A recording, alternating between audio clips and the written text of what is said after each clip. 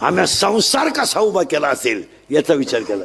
आमची पोरं लहान असताना 8-8 दिवस पोरांची नाही गाठ नव्हती मला. आणि आता लोक इतके खाली गेलेत की माझ्या मुलीच्या अंगात कपडे कसे याच्यावर लोकांची कमेंट्स आहे. याच्यापेक्षा काय वाईट पाहिजे मला. आता 4 दिवसापासून माझ्या मुलीच्या अंगातल्या कपड्यावर लोकांनी बातम्या तयार केल्यात मला.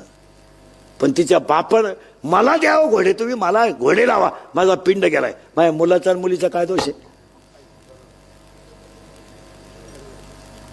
पण ह्या कॅमेरेवाल्यांनी 8 दिवसात माझं जगणं मुश्किल करून टाकलं मला. काय मला एक सांगा, मुलगी तुम्हाला आहे, तुमच्या मुलीच्या कपड्यावर एखाद्याने कमेंट्स केली तुम्हाला काय वाटेल. आणि मुलीच्या साखरपुड्यात कपडे मुलीकडचे लोक घेतात, नवरदेवाकडचे घेतात का मुलीकडचे घेतात. मग कपडे त्यांनी आणले असतील का म्या घेतले असतील. मग एवढी तरी क्लिप टाकणाऱ्याला लाज पाहिजे ना. माणूस नालायक असावं पण किती.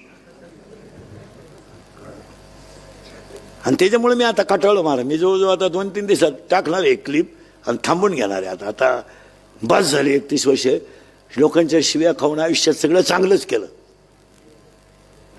आयुष्यात चांगलं, पण त्याचं फळ माझ्यापर्यंत ठीक होतं, ते माझ्या घरादारापर्यंत जायला नव्हतं लागत. माझ्यापर्यंत ठीक. मी आजही समर्थ आहे ना उत्तर द्यायला.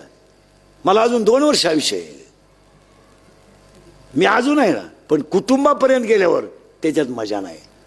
आणि याची अक्कल इंद्रिकरलाच आली पाहिजे. त्याने कीर्तनं बंदच केली पाहिजे. खरं आहे का खोटं आहे हे त्याने बंद केले पाहिजे. त्याला लाज वाटली पाहिजे की आता कमेंट करणारे लोक बोलायला लागले, आता इंद्रिकडने फेटा ठेवून द्यावा, त्याचं त्याने चांगलं सांगावं. आम्ही 2-3 दिवसापासून विचार करतोय. 1-2-3 दिवसात घेणार निर्णय मी. पण ते मजा नाही राहिली त्याच्यात. आता तुम्ही दुसऱ्याला काहीच बोलत नाही ना मला.